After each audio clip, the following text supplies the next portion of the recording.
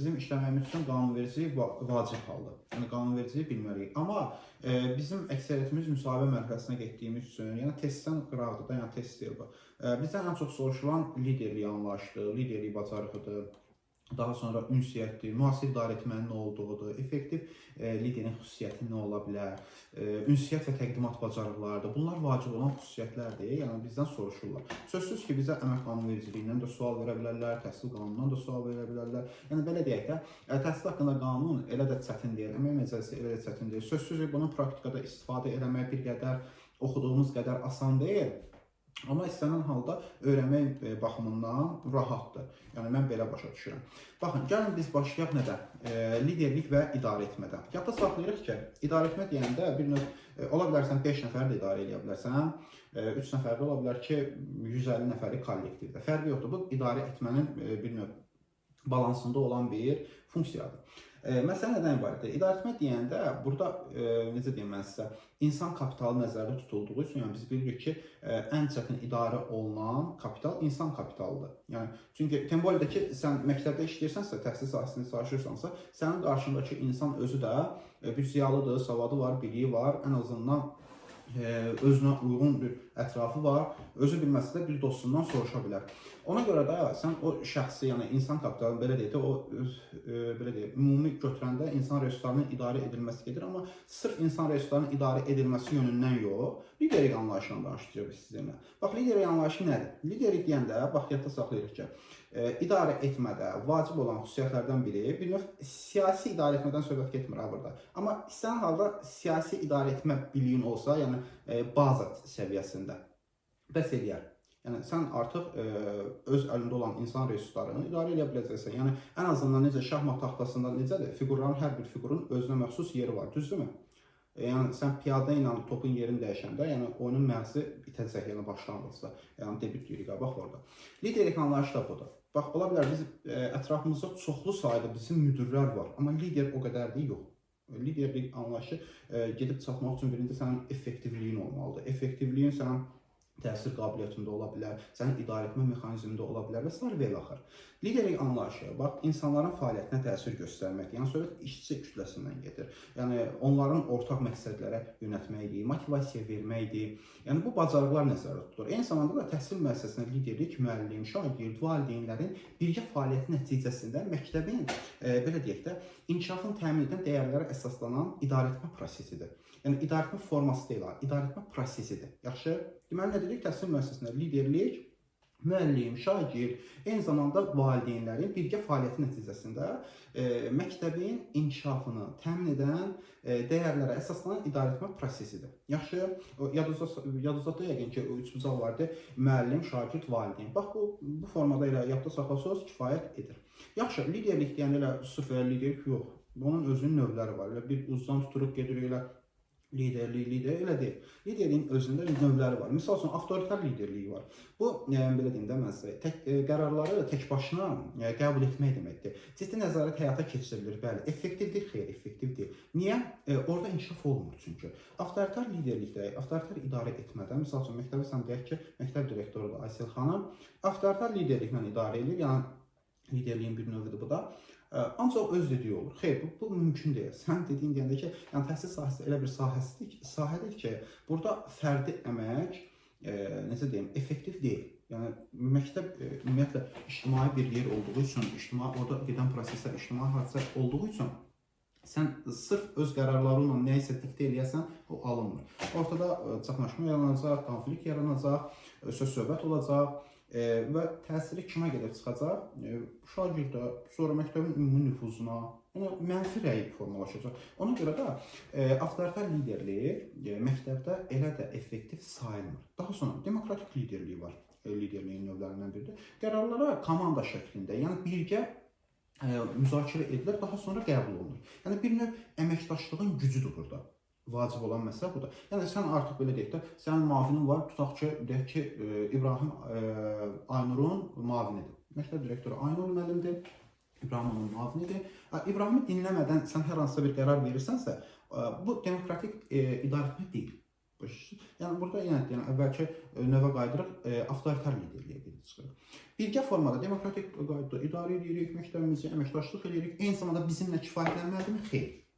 Çünki biz hamımız, yəni sən, mən, ikimiz hər şeyi bilirik deyə bir şey yoxdur. Və təhsil sahəsi o qədər yenilənir ki, o qədər yeni metodlar, idarəetmə formaları çıxır ki, yəni fənləri qoyuruq da qırağa. Yəni fən bildikə bu ixtisaslaşmış müəllimin işidir.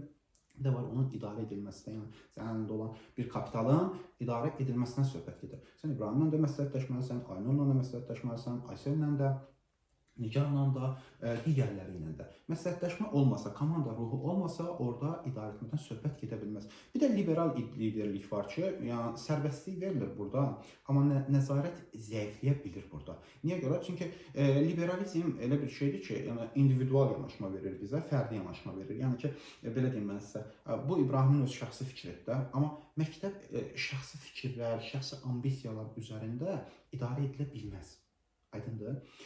Effektivdir, nisbətən avtoritarə baxanda effektivdir, amma demokratiklik qədər effektiv deyil. Daha sonra xarizmatik liderlik var. Xarizmatik liderlik şəxsi nüfuzdur, emosional təsir gücünə malikdir. Bir növ empatiya məsələsi var. Misal üçün, sənin işçinin müəllimin biri 10 dəqiqə dərsə gecikir. 10 dəqiqə bilirsən ki, faktik olaraq bu insan dərsə gecikir də. Sən onu təzən öz otağına çağırırsan, başlayırsan onu danlamağa. Niyə gecikmirsən, nədir məsələ? Sən onu artıq emosional cəhətdən onsuz o yüklənib gəlmişdi, işə gecikib, hər birimiz birlikdə sadə baxan kimi bilir, 5 dəqiqə gecikəcək, 10 dəqiqə gecikəcək. Bu yük onun üstündə var idi onsuz da. Plus sənin üstələməyin bunu dərsin keyfiyyətinə mane olacaq. Yəni o insan, yəni işçi bir 45 dəqiqə qalsın qırağa, növbəti 45 dəqiqələrdə də effekt verə bilməyəcək. Yaxşı olar ki, günün sonunda, yəni günün sonu deyəndə, yəni o şəxsin dərs saatı bitir hissəsi var da, misal üçün saat 1-də bitir, 2-də bitir, hər hansısa bir vaxtda. Çox fərqli şəkildə söhbət edə bilərsən. Bir növ empatiyanın qurulması da vacib bir şeydir. Daha sonra liderlikdə bacarıqlar da var. Liderliyin bacarıqları nədir? Misal üçün motivasiya bacarığı var. Sən bilirsən ki, misal üçün, mən də heç birisinin adı çəkmirəm, qoy üzərindən götürəm, misal çəkim, sonra xətrimizə gəlməsin. İbrahimin belə bir, necə deyim mən sizə, bacarığı var, yaxşı bacarığı var. Prosta onu üzə çıxarda bilmir. Niyə? Əvvəlki direktor buna imkan verməyib, iş yoldaşları və s.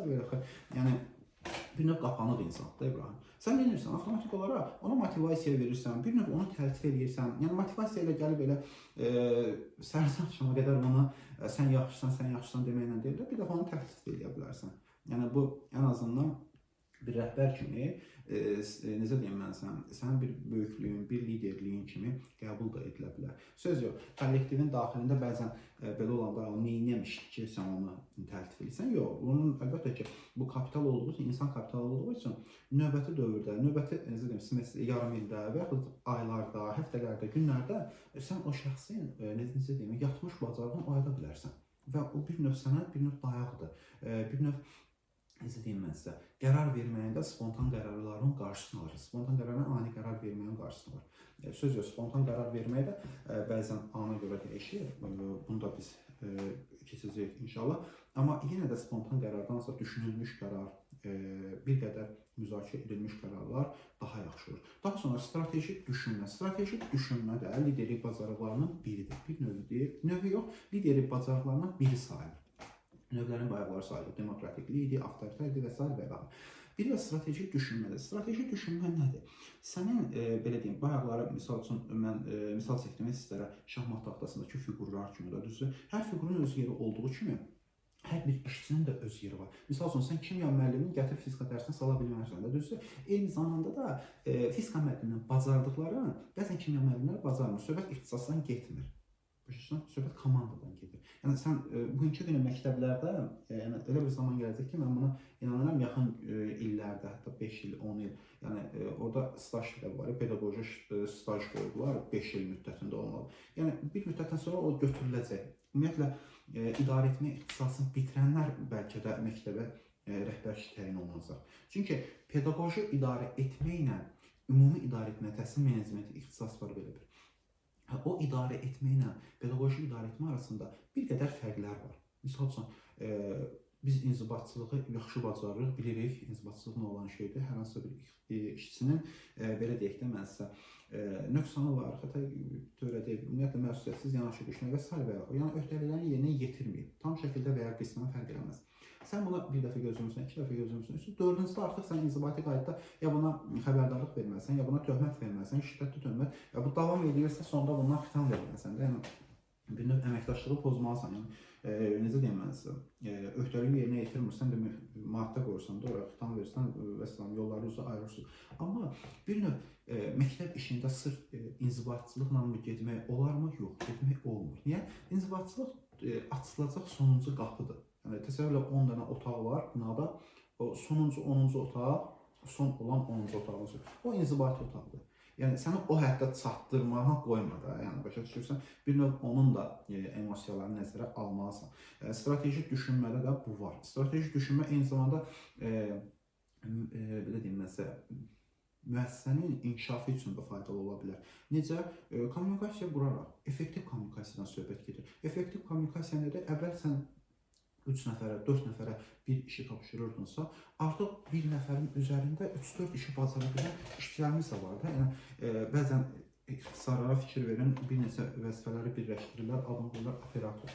Yəni 2-3 vəzifəni icra eləmək qabiliyyətinə malikdirlər. Və yaxud da ki, bir insana sən çox yükləyirsən, deyirsən bunları eləmə biləm, bu sənədi hazırla və yaxud da ki, falan bir layihə üzərində işlə və s. və yaxud da onun gücü çatmır artıq. Başa düşürsən? Gücü çatmırsa nə etməlisən? Sən avtomatik olaraq bu işi bölüşdürməlisən. Daha sonra qərar vermə. Qərar vermə məsələsi biraz fərqli yanaşmadır. Qərar vermək üçün istənilən halda bir qədər psixoloji cəhətdən möhkəm olmalısan. Niyə görə möhkəm olmalısan? Çünki qərarın istənilən halda necə deyim, iş yoldaşı da sonunda düzdürmü? Müzakirə oluna bilər. Əvvələ qayıdırıq yenə də. Çünki qərar verərkən sən təkcə öz ambisiyalarını və ya öz niyyətindən çıxış etməli deyilsən. Eyni zamanda kollektivin potensialını da. Söhbət fərdi potensialdan getmir, ümumi. Yəni necə biz danışanda auditoriyanın balansın səviyyəsini nəzərə alıb danışırıq. Düzdür? Misal üçün sən gedib elə sinif otağında başlayla ali səviyyədə dərs keçmirsən ki, sən sinif otağındakı şagirdlərin balansını, yəni auditoriyanı nəzərə alıb dərs keçirsən. Eyni zamanda da qərar verərkən də bunu nəzərə almalısan. Qərar vermə effektiv idarə etmədir, amma baxır harda, təbii ki, komanda işi olarsa super olur. Konfliktlərin idarə edilməsi, misal üçün konflikt var məktəbdə. Konfliktin yaranmasının səbəbi mütləq şəkildə araşdırılmalıdır. Niyə görə bu məsələ oldu? Niyə bu gün oldu? Ən çox sual veriləsi bunlardır. Yəni, niyə oldu və niyə bu gün oldu? Peki, sənin zərər var orada, başa düşürsən? Yəni, sən rəhbər kimi gedim, ayrım, belə falan, yox, elə deyil. Sən fərdi şəkildə obyektiv formada hər kəsi dinləməlisən sonunda. Söz yox, bizim indi keçəcəyimiz bir dərs, iki dərs, bir qədər praktik dərslərdir deyə. Bəzən biz bunu gündəlik həyatımızda müşahidə edirik. Bəzən bizim öz rəhbərlərimiz olsun, direktorlarımız olsun və ya direktor olan tanışlarımızda bunları görürük, bəzən görmürük, əksər hallarda görmürük. Amma yenə də məsələ nə ibarətdir ki, qanunverici hissəsinə keçməmişdən əvvəl sən mütləq şəkildə bu anlayışları bilməlisən. Burada ali səviyyədə dərs keçiririk, çünki bunun ali səviyyədə dərs keçməyimiz üçün bizim birincisi resursumuz yoxdur. İkincisi də o qədər ali təhsilimiz yoxdur. Misal üçün mən oxuyduğum ixtisas indi 2-ci kursda oxuyuram. Tam şəkildə bilmirəm mən bunu. Düz. Amma məktəb direktoru balansı səviyyəsində, bəlkə də artıq səviyyədə bilirəm mən bunu. Və məsələ bundan ibarətdir ki, sən bunu gətirib praktikada istifadə eləyəndə necə effekt verəcək? Təbii ki, burada partlayış da ola bilər. Yəni, söhbət psixoloji partlayışdan gedir. Yəni, ədəbiyyatdan keçirdi ki, söz partlayışları, yəni yeni sözlərin kəşf olunması, yeni sözləri kimlər gətirir? Şairlərdir, yazıçılardır, dramaturglardır. Düzdürmü? Bunlar, yəni sən idarə etmə partlayışların da ola bilər və bu psixoloji cəhətdən qarşı tərəfdə və ya individual qaydada sənin işçilərin arasında narazılıq da yarada bilər, dəstəkləyənlər də ola bilər. Ən çox dəstəkləyən az kütlə olur. Misal üçün bir qayda var, 10-20-70 qaydası var. 10% işçi, bax 10% işçi daim belə deyim də xaotik vəziyyətə xoşlayan işçilərdir. Niyə görə? Çünki o insanlar iş bacarmır, açıq danışır da, səmimi danışır. İş bacarmır, yəni xaotik vəziyyət onlara sərf eləyir. Niyə? Çünki heç kim onun işini araşdırmır. 70% işçi, İngilis bayraq deyirik, bu Maxwell'in düsturudur. Yəni, onlar üçün də fərqi yoxdur da, o direktor gəlir, bu gəlir, o birisi gəlir, fərqi yoxdur. Yəni, təriflər ancaq tərifləyəcək. Yəni, fərqi olmur ki, burada mənim nəticəm nə olacaq, bu günləri mən biliyi olaraq nə qazandım, fərq edəmir olar üçün. Amma 20% işçi üçün doğrudan da direktorun və ya rəhbər şəxsin kim olmasının aidiyyəti yoxdur, fərqi yoxdur. Sonra o insan öz işini görəcək. Niyə? Ona tapşırıq verməsən də, Çünki o məsuliyyətlidir, işini bilir. Tək burada məsuliyyət məsələsi deyil. O insan bir növ özünü inkişaf elətdirməyə fokuslanıb deyə, bir növ özlüyündə bir öhdəlik qoyub ona. Sırf elə kağız üzərində, müqavilə üzərində olan öhdəlikdən getmir burada söhbət. Yəni belə deyək də, misal üçün sən bu gün dərsə qoşulmusan, niyə? Sən məsələn deyəndə əmək müqaviləsində belə bir öhdəlik var ki, gedib İbrahim dərsinə qoşulsan? Yox. Sadəcə sənin öz üzərində olan öhdəliyindir bu.